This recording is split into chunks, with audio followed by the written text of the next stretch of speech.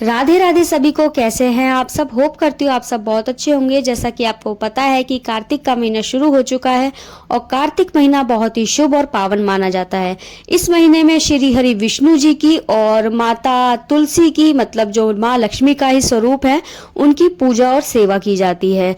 तो कार्तिक के महीने में तुलसी पूजन का एक विशेष महत्व होता है और जो लोग इसे पूरे विधि विधान से तुलसी माता की पूजा अर्चना सेवा करते हैं तो श्री हरि विष्णु के साथ साथ माता महालक्ष्मी का भी आशीर्वाद प्राप्त होता है। तो चलिए आज मैं आपको बता देती हूँ कि कार्तिक महीना कब से शुरू हो रहा है और कब खत्म होगा। और कार्तिक महीने में कार्तिक स्नान का भी बहुत बड़ा महत्व होता है। तो सबसे पहले आप जान लीजिए कि कार्तिक का महीना 18 अक्टूबर से शुरू हो चुका है दिन शुक्रवार से, और 15 नवंबर दिन शुक्रवार को ही इसका समापन होगा। तो चलिए अब आप ये भी जान लीजिए कि कार्तिक स्नान कब से शुरू हो रहा है। कार्तिक स्नान जिस दिन से कार्तिक शुरू होता है, मतलब इस बार कार्तिक 18 अक्टूबर से शुरू हो रहा है, तो कार्तिक स्नान भी 18 अक्टूबर से ही शुरू होगा और ये स्नान पूरे एक महीने तक ही चलता है। जैसे कि शरद पूर्णिमा से इसकी शुरुआत हो जाती है और कार्तिक की पूर्णिमा यानी कि 15 नवंबर को ही इसका समापन होगा। पूरे एक महीने लोग स्नान करते हैं कार्तिक का। और जो लोग सुबह ब्रह्म मुहूर्त में उठकर, मतलब जल्दी उठ जाना चाहिए, 4 बजे से पहले पहले ये स्नान कर लिया जाता है। इसमें मतलब तारों की छांव में स्नान करा जाता है, सूरज की किरण नहीं निकलनी चाहिए। सूरज की किरण निकलने तक तो आपको पूजा कर देनी होती है तुलसी माता की। तो आपको सुबह जल्दी उठना है 3 बजे और ठंडे पानी से आपको स्नान करना होता है। तो देखिए, कार्तिक स्नान के जो है 5 नियम होते हैं। वो कौन कौन से नियम हैं आज आप ये भी जान लीजिए। तो सबसे पहला नियम तो होता है स्नान का ही। जैसे कि मैंने आपको बता ही दिया है कि ब्रह्म मुहूर्त में उठकर आपको जल्दी ठंडे पानी से स्नान करना होगा। उसके बाद दूसरा नियम होता है तुलसी पूजा का। उसके बाद तीसरा नियम होता है हरि जागरण का, और चौथा नियम होता है दीपदान का, और 5वां नियम होता है उद्यापन का। तो इन्हीं नियमों के अनुसार कार्तिक स्नान किया जाता है। तो आपने स्नान का नियम तो जान ही लिया है कि सुबह जल्दी उठना है, ब्रह्म मुहूर्त में आपको ठंडे पानी से स्नान करना है। उसके बाद बात आती है दूसरे नियम की, जो है तुलसी पूजा। तो देखिए, आपको कार्तिक लगने से एक दिन पहले ही तुलसी जहाँ आपकी रखी हुई है वहाँ अच्छे से साफ सफाई कर ले। तुलसी की भी साफ सफाई कर ले, पत्ते वगैरह जो झड़ जाते हैं तुलसी के वो एकदम साफ कर ले। गमला जो है तुलसी का वो एकदम साफ और स्वच्छ होना चाहिए। और पूरी साफ सफाई और स्वच्छता का ध्यान रखते हुए ही आपको तुलसी की सेवा और पूजा करनी है। तो सबसे पहले आपको तुलसी को जल चढ़ाना होता है। मतलब इसका होता है कि हम तुलसी को सींचते हैं। और देखिए, तुलसी नई नहीं लाई जाती कभी भी। कार्तिक के महीने में तुलसी नई नहीं लेकर आते। हमेशा घर में जो रखी हुई तुलसी है उसी की सेवा और पूजा की जाती है। तो आपके घर में जो भी तुलसी हो उसी की आपको सेवा पूजा करनी है। और तुलसी को सबसे पहले जल चढ़ाया जाता है। उसके बाद तुलसी पर धूप दीप करे जाते हैं। और फूल माला है तो फूल वगैरह आप अर्पित कर सकते हैं। चुन्नी है तो आप चुन्नी भी उड़ा दीजिए तुलसी को। और इस तरह से मतलब तुलसी की पूजा की जाती है। फिर आपको उसके बाद तुलसी की कहानी सुननी है, कथा कहनी है वहीं पर बैठकर। और उसके बाद आपको तुलसी की आरती करनी है। साथ में ही आपको एक पथवारी भी बनानी होती है। तुलसी के बराबर में ही आप पथवारी बना लें और पथवारी की भी आपको धूप दीप से पूजा करनी है, आरती करनी है। और देखिए, फिर उसके बाद तीसरा नियम आता है हरि जागरण का। तो हरि जागरण से मतलब होता है कि चाहे आप विष्णु भगवान के, मतलब जो हमारे ठाकुर जी हैं उनके, चाहे आप 2 ही भजन गाएं, लेकिन डेली जब आप तुलसी की पूजा करते हैं तो आपको विष्णु जी के भी 2 भजन जरूर गाने होते हैं। इससे तुलसी माता बहुत ही खुश होती है, मतलब प्रसन्न होती हैं।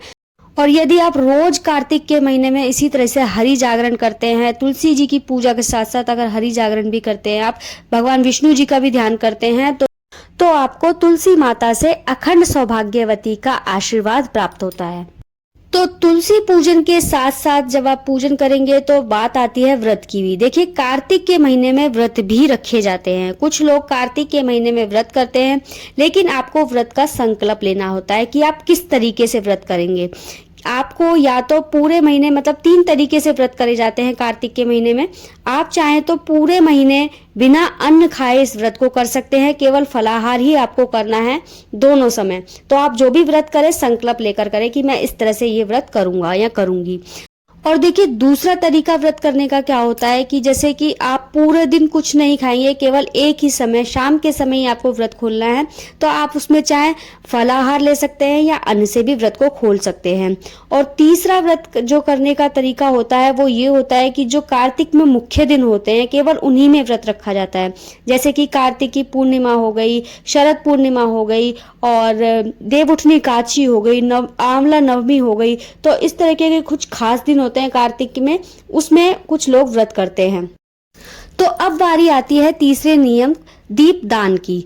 तो दीप दान देखिए सबसे बड़ा दान तो वैसे तो अन्न का दान होता है, क्योंकि इससे बड़ा कोई दान नहीं होता, क्योंकि इसी से ही जो है संसार की तृप्ति होती है। लेकिन ऐसी मान्यता है कि विष्णु भगवान जी ने कुबेर महाराज जी को ये आदेश दिया था कि जो लोग कार्तिक के महीने में दीप दान करेंगे उनके यहाँ धन और वैभव की कभी भी कमी नहीं होगी। तो तभी से ही ये दीप दान की मतलब रीत चली आ रही है कि जब भी कार्तिक का महीना लगता है लोग दीप दान करते हैं। तो दीप दान चाहे आप देखिए कहीं भी करिए, कार्तिक के महीने में आपको पूरे कार्तिक के महीने आपको दीप दान करना है तो आप वो कहीं भी कर सकते हैं। तुलसी पे दीप दान करिए, विष्णु भगवान के मंदिर में जाकर दीपदान करिए और पथवारी पर दीपदान करिए, पीपल के नीचे दीपदान करिए या आंवले के वृक्ष के नीचे दीपदान कर सकते हैं, केले के पेड़ के नीचे दीपदान कर सकते हैं। तो आप जिस तरीके से भी दीपदान करना चाहते हैं आप पूरा महीना मतलब दीपदान करें, आपको इसका भी एक विशेष अनंत गुना फल प्राप्त होता है। तो देखिए अब आती है बारी लास्ट नियम जो है उद्यापन। तो कार्तिक के महीने में आपको उद्यापन जरूर करना है। जब आप कार्तिक के ये 4 नियम करेंगे तो लास्ट में आपको उद्यापन भी जरूर करना होगा, मतलब 5वां नियम भी आपको जरूर करना होगा, तभी आपको पूरे कार्तिक के महीने का फल मिलेगा। और उद्यापन के बिना कोई भी व्रत पूरा नहीं माना जाता। तो उद्यापन में आपको क्या करना है, आपको पंडित और पंडिताइन यानी कि एक जोड़ा आपको अपने घर बुलाकर उनको भोजन कराना है, उनको वस्त्र देना है, उनको दक्षिणा दान करनी है और अच्छे से उनको जिमाकर पैर छूकर उनको उनका आशीर्वाद लेना है। तो इस तरह से उद्यापन किया जाता है। तो कार्तिक के स्नान में ये बस 5 नियम होते हैं जो आपको करने होते हैं पूरे कार्तिक। अगर आप इस तरीके से स्नान करते हैं तो आपको इसका अनंत गुना फल प्राप्त होता है। और जो लोग कार्तिक स्नान करेंगे, जब वो इतना कुछ करेंगे तो उनको तामसी भोजन का परहेज करना होगा, मतलब लहसुन प्याज ये सब छोड़ने होंगे। इनके बिना ही आपको सादा भोजन खाना होगा और तब आपको ये नियम करने हैं।